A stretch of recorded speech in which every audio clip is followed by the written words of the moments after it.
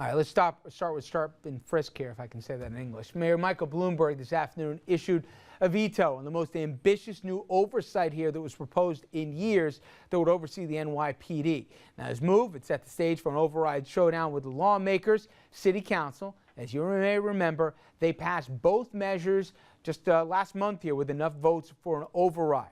Bloomberg, he's against the idea to create a watchdog for the department and a broader path for lawsuits that claim discriminatory profiling. Now, Bloomberg's veto comes on the heels of a rare editorial from Police Commissioner Ray Kelly, editorial titled, "The NYPD Guilty of Saving 7,383 Lives." He says stop and frisk is a lifesaver, and I'll read a part of this. Quote, "Since 2002, the New York PD, NYPD has taken tens of thousands of weapons off the streets through proactive policing strategies. The effect this has had on the murder rate is staggering. In the 11 years before Mayor Bloomberg took office, there were over 13,000 murders in New York City. During the 11 years of his administration, there have been about 5,000. That's over 7,000 lives saved, and if history is a guide, there are largely the lives of young men of color." Went on to say, as a city, we have to face the reality that New York's minority communities experience a disproportionate share of violent crime. To ignore this fact, as our critics would have us do, would be a form of discrimination in itself. Dominic, you have covered this trial here. You've covered this police commissioner and this mayor.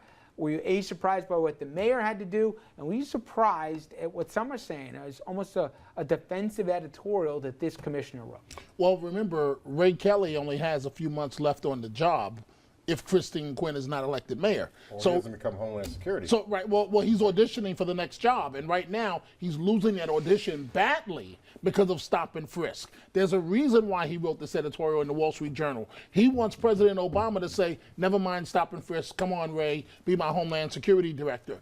As far as the mayor, right now, the question, the council needs 38 votes to override his veto. Here's the question.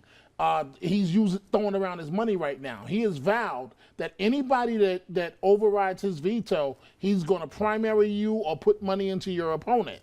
And Lord knows, we know the mayor has a lot of money. He may win on the lawsuit side, but they're going to have a hard time voting against this monitor. All he has to do is pull one lawmaker, just one.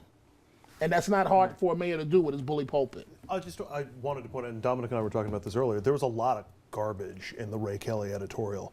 Talking about the murder rate in the country before Bloomberg took office, well, that goes back to all the way back to the Dinkins era. 23 years. And you've seen a decline in murders across the country, even in places that don't have stop and frisk. I thought he was telling the truth. Well, but then how do you explain it? They've cut the number of stop and frisks in half at the beginning of this year, and the murder rate hasn't spiked. Yeah, I agree. I mean, there's more than just one factor than stop and frisk. Although I think it's a good tool that they need, and I agree with that. 7,300 lives saved. Yeah, but it's not just stop and frisk. Mostly black and Latino lives. That's not just stop and frisk. Okay, now granted, crime went down more in San Diego. I believe New York has been 70%, but it still went down. 20 years. Yes, but it still went down. And murders. But it still went down. It's still 70%. The debate comes at what cost? And obviously this issue is going to be talked about a lot throughout the mayoral election. All right, we'll be right back, everybody. Stay with us.